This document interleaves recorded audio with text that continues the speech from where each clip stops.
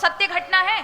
साहब जी ढोलकिया नाम है उनका, बहुत बड़े उद्योगपति है। वो अपने एम्प्लॉय को महाराज वो हर दिवाली पर गाड़ियां इत्यादि सब भेंट करते हैं, बड़ा नाम है उनका। उनका इकलौता बेटा था, विदेश से पढ़ कर के आया। देखो तब किसे कहते हैं बच्चों को कैसी शिक्षा देनी चाहिए। जब वो बच्चा एमबीए करके आया और जब लौट कर घर आया तो पिता ने कहा देखो डिग्री मुझे दो और तुम्हारा जो वोटर आईडी कार्ड है ये भी मुझे दो। तुम कौन हो क्या हो ये किसी को नहीं बताना है, क्या तुमने पढ़ा है क्या नहीं पढ़ा है ये भी नहीं बताना है, ये सारी चीजें मुझे दो।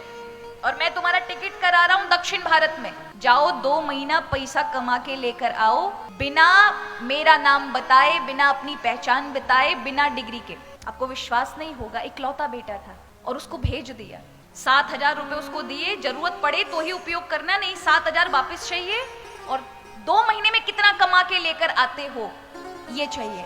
बालक भी आज्ञाकारी था महाराज, गया दक्षिण भारत, गुजराती बालक गुजराती जानता है और पहुंच गया हमारा दक्षिण भारत, जहां हमारा तेलुगु तमिल चलती है ना, अपनी भाषा, इंग्लिश में बात करनी नहीं है। पिता ने सारी चीजें बताई, अगर तुमने कुछ भी चीजों का उपयोग किया तो अच्छा नहीं। बालक भी आज्ञाकारी गया, सबसे मारे पहले तो बड़े बड़े होटल में ही गया, लेकिन किसी ने, क्योंकि डिग्री है नहीं, नाम बताना नहीं है, कुछ है नहीं आधार, किसी ने नहीं उसे जॉब दी, नौकरी नहीं दी। 2-3 दिन हो गए, अब तो भूख से पीड़ित था।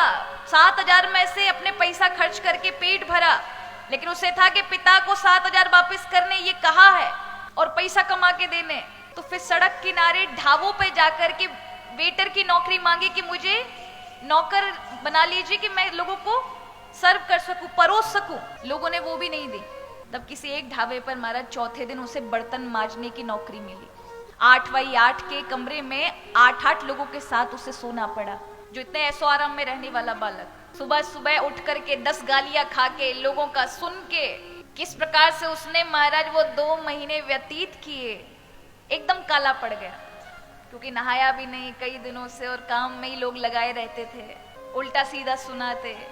और इस तरह से 6,000 रुपए उसको प्राप्त हुए। 2 महीने बाद अपने पिता को फोन करता है, पिताजी मैंने 6,000 रुपए कमाए। पिता ने कहा उनको खर्च नहीं करना, जो 7,000 दिए उसी से टिकट बनवा के आओ।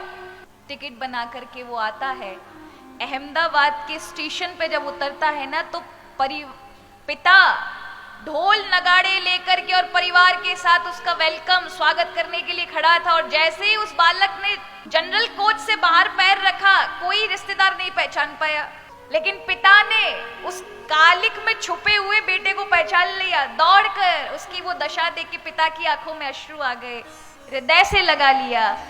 बेटा चरणों में पड़ गया, पिताजी ये 6,000 रुपए और ये 7,000 में से कुछ मेरे से खर्च हो गए थे। पिता ने कहा बेटा ये पैसों की बात नहीं है, इन पैसों को संभाल के रखना जो तुमने कमाए। तुम्हें पता चला पैसों की कीमत क्या है?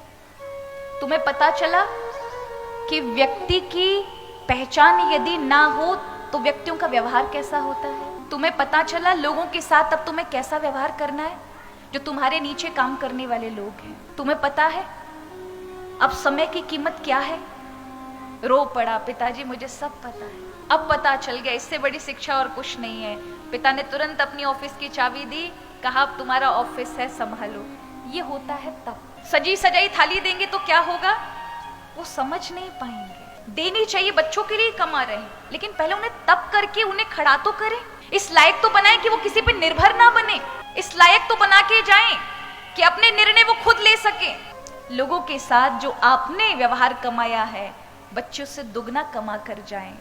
ये सब केवल तप से ही हो सकता है, इसलिए बच्चों को तप कराना चाहिए। तप माने संघर्ष,